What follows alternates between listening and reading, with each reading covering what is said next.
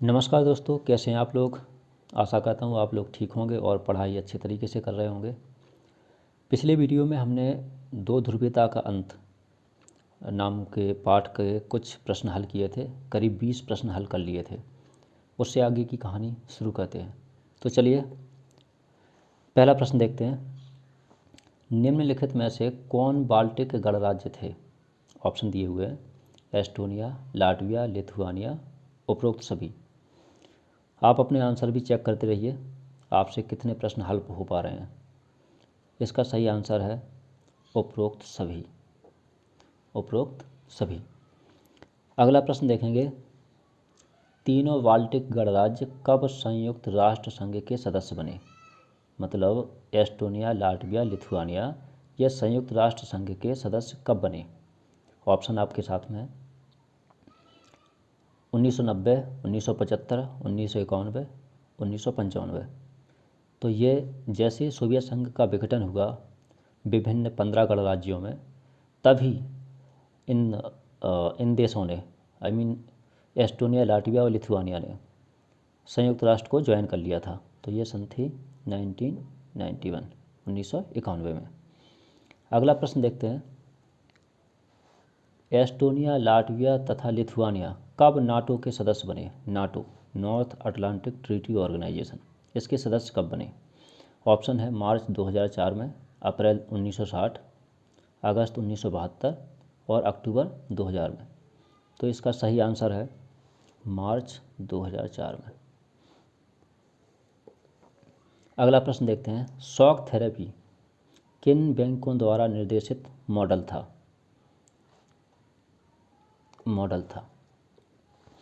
Option है world bank एवं IMF, ADB और स्विस बैंक, SBI और PNB, IMF और ADB।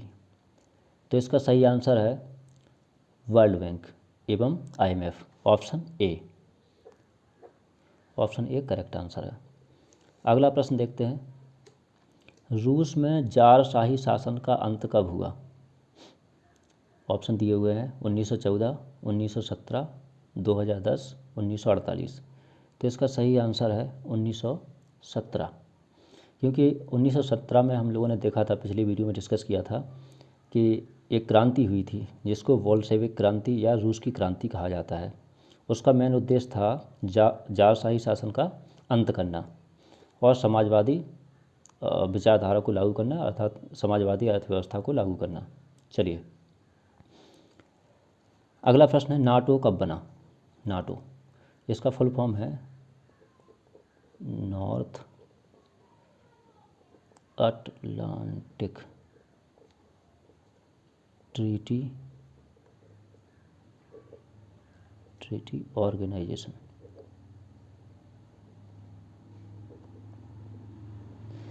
North Atlantic Treaty Organization ये कब बना था।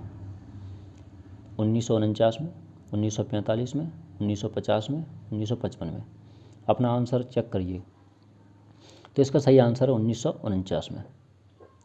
1949 में ये अमेरिका द्वारा बनाया गया सैन्य संगठन था। इसमें जितने भी देश शामिल थे, यदि किसी एक देश पर कोई आक्रमण होता है तो सारे देशों पर आक्रमण माना जाएगा, ऐसा नाटो का मेन उद्देश्य था। अगला प्रश्न देखते हैं। वार्सा पैक्ट या वार्सा ट्रीटी ऑर्गेनाइजेशन कब बना। ऑप्शन है 1961, 1962, 1963, 1955। तो इसका सही आंसर है 1955, क्योंकि 1949 में अमेरिका ने नाटो बना लिया था। इसी को काउंटर करने के लिए सोवियत संघ ने वार्सा पैक्ट या वार्सा ट्रीटी ऑर्गेनाइजेशन बनाया था। ठीक है। अगला प्रश्न देखते हैं। क्यूबा मिसाइल संकट या क्यूबा संकट कब उत्पन्न हुआ। ऑप्शन है 1942, 1914, 1962, 1975। तो ये आपका आंसर है 1962 में। हाँ, पिछली वीडियो में हमने एक सवाल पूछा था आपसे और आप लोगों ने शायद आंसर किया होगा कि बर्लिन की दीवार कब बनी थी। तो शायद आप लोगों ने आंसर दिया होगा। ये बनी थी 1961 में। बर्लिन की दीवार कब बनी थी। 1961 में। और गिराई कब गई थी? तो 1989 में, 1989 में। चलिए इस तरीके से पढ़ते रहिए क्योंकि ये महत्वपूर्ण प्रश्न है जो आपके एग्ज़ाम में अधिकांश पूछे जाते हैं। खैर आगे देखते हैं अगला प्रश्न। पेरेस्ट्रोइका यानी पुनर्रचना और ग्लासनोस्त यानी खुलेपन नामक सिद्धांत किसके द्वारा दिए गए थे? ऑप्शन है Boris Yeltsin, Brezhnev, Gorbachev, John F Kennedy. तो इसका सही आंसर है मिखाइल गोर्बाचेव। मिखाइल गोर्बाचेव का राष्ट्रपति के तौर पर अगर कार्यकाल देखा जाए तो 1985 से लेकर 1991 तक है। 1985 से लेकर 1991 तक। 1991 में क्या हो गया था? सोवियत संघ विभिन्न गणराज्यों में टूट गया था। चलिए नेक्स्ट प्रश्न। रूस की संसद का नाम क्या है? रूस की संसद का नाम क्या है? तो इसमें ऑप्शन दिए हैं Duma, National People's Congress, Diet, Knesset. इसका सही आंसर है ड्यूमा, ऑप्शन ए ड्यूमा। अगला प्रश्न है लियोनिड ब्रेजनेव कहाँ के राष्ट्रपति थे? Option Japan, America, Germany, Soviet संघ। तो ये कहाँ के थे? सोवियत संघ के राष्ट्रपति थे। चलिए नेक्स्ट प्रश्न देखते हैं। रूस में साम्यवादी व्यवस्था की स्थापना किसने की? तो ऑप्शन दिए हुए हैं लेनिन, गोर्बाचेव, स्टालिन, माओ। इसका सही आंसर है लेनिन, लेनिन। अगला प्रश्न देखते हैं। शीत युद्ध कोल्ड वॉर की शुरुआत एवं अंत कब से कब तक माना जाता है? ठीक इसी तरीके से एक प्रश्न और बनता है कि दो ध्रुवीयता की शुरुआत कब से शुरू और कब अंत मतलब हुआ, ऐसा प्रश्न बनता है कि दो ध्रुवीयता कब से शुरू हुई और कब उसका अंत हुआ। तो सेम ही प्रश्न है लगभग। तो इसके ऑप्शन दिए हैं 1914 से 1945, 1945 से 1962, 1945 से 1991, 1917 से 1930। तो इसका करेक्ट आंसर है 1945 से 1991 कोल्ड वॉर। क्योंकि 1991 में सोवियत संघ टूट गया था, एक ही मात्र शक्ति बची थी, वो था अमेरिका, है ना। चलिए कुछ और प्रश्न देखते हैं।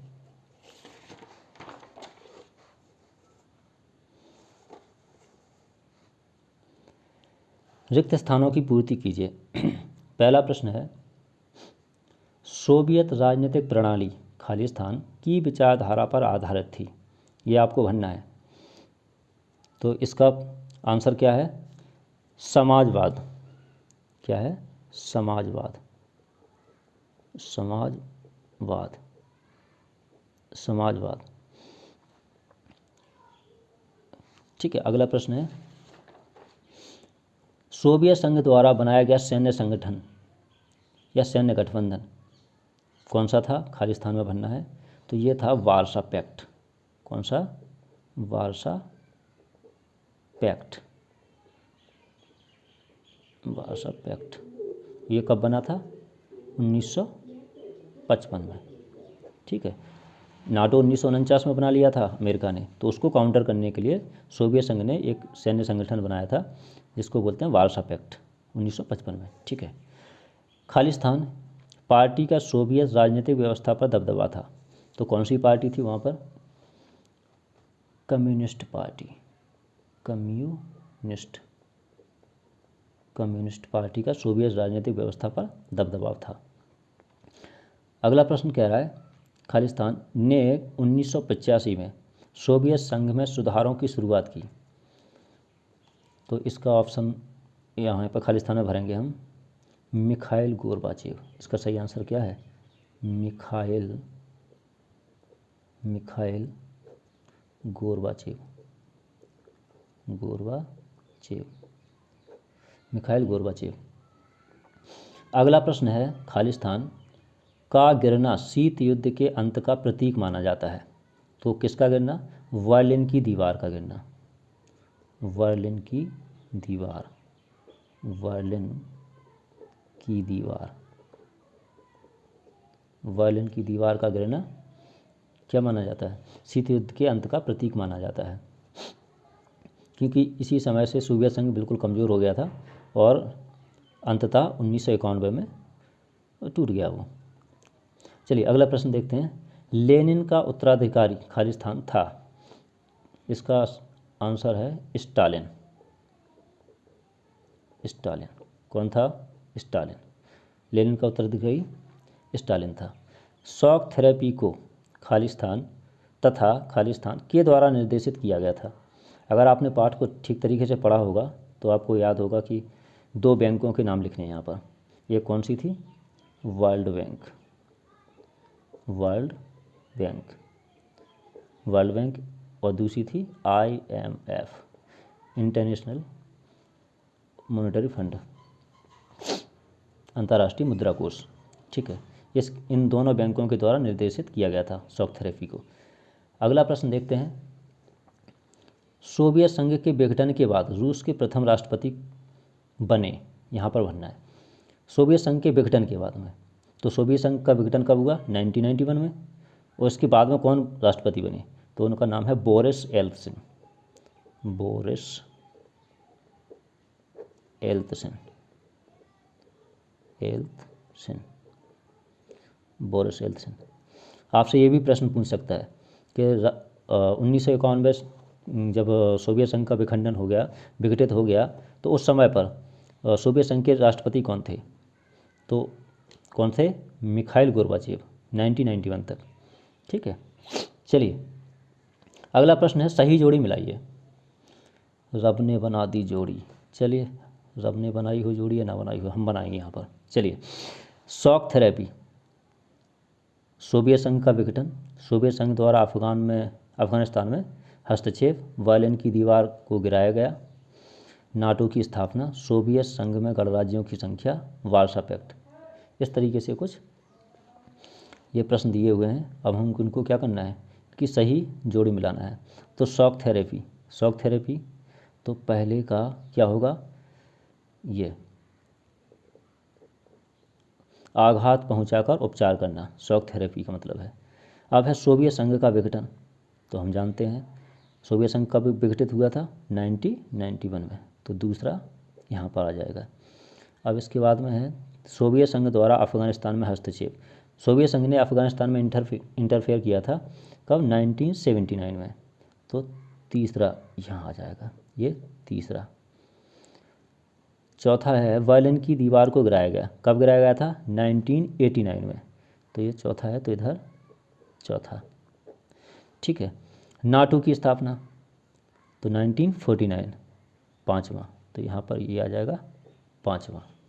अब कौन बच रहा है? हाँ, सोवियत संघ में गणराज्यों की संख्या, कितने गणराज्य यानी कितने देशों को मिलाकर सोवियत संघ का गठन हुआ था? तो 15, तो ये है आपका छठवां, इधर आ जाएगा 15। और वार्सा पैक्ट कब बना था? 1955, तो ये 7वां इधर आ जाएगा। चलिए, इस तरीके से देखते रहिएगा और समझिए, क्योंकि इस तरीके से सवाल आते रहते हैं, परीक्षाओं में अधिकांश पूछे जाते हैं। अगला प्रश्न है सत्यासत्य बताना है इसमें। पहला प्रश्न है, शॉक थेरेपी से रूस में पूरा राज्य नियंत्रित जो ढांचा है वो चरमरा उठा था।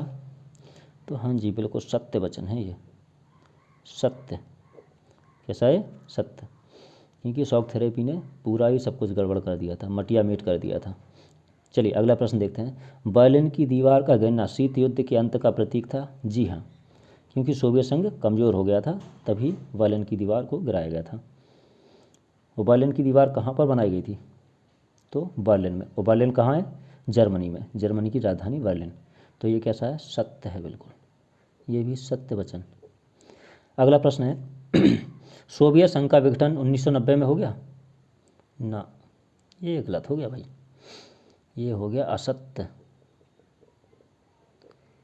असत्य। कब हुआ था सोवियत संघ का विघटन? 1991 में। अगला प्रश्न कह रहा है, दो ध्रुवीयता में किसी एक शक्ति का अस्तित्व रहता है? दो ध्रुवीयता ना, असत्य। दो ध्रुवीयता का मतलब ही होता है शक्तियों का दो भागों में बट जाना। तो मतलब दोनों शक्तियों के बराबर, दोनों शक्तियों के पास में शक्तियाँ रहेंगी, दोनों ताकतवर होंगे तो एक शक्ति के पास में कैसे हो सकता है ना, उसका अस्तित्व। तो ये कैसा है, असत्य है। अगला है 25 दिसंबर 1991 को सोवियत संघ का अंत हो गया। हाँ जी, बिल्कुल सही बात है, सत्य वचन, सत्य है ये असत्य था।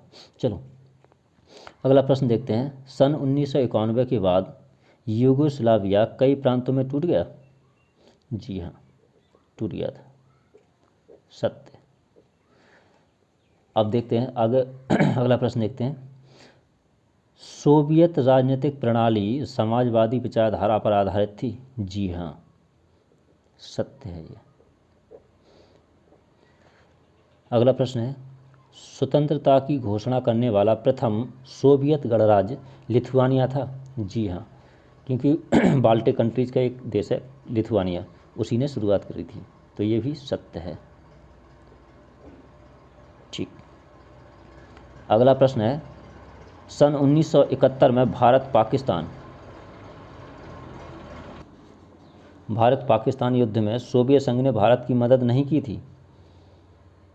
अगर भाई साहब मदद नहीं की होती तो पाकिस्तान दौड़ा दौड़ा के मारता, बहुत हालत ख़राब थी उस समय अपनी। तो ये कैसा है, असत्य हो जाएगा ये, क्योंकि गाजी वाजी लेके आ गया था पाकिस्तान, है ना। और अगला प्रश्न है, 1917 में हुई क्रांति को रूस की क्रांति कहा जाता है। जी हाँ, सत्य है ये, कहा जाता है। अब लास्ट प्रश्न है, नाटो सोवियत संघ द्वारा बनाया गया सैन्य संगठन था। नाटो किसने बनाया था? तो नाटो बनाया था अमेरिका ने। और यहाँ पे क्या पूछ रहा है, सोवियत संघ द्वारा बनाया गया था? नहीं, ये कैसा है, असत्य है।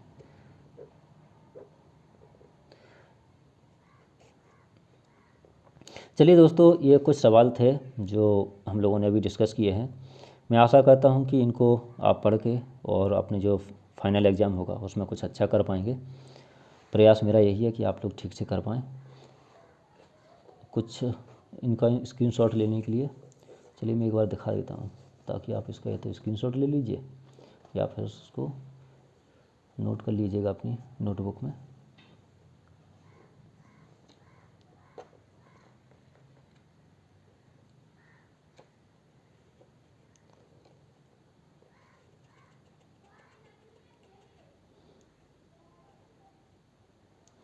चलिए,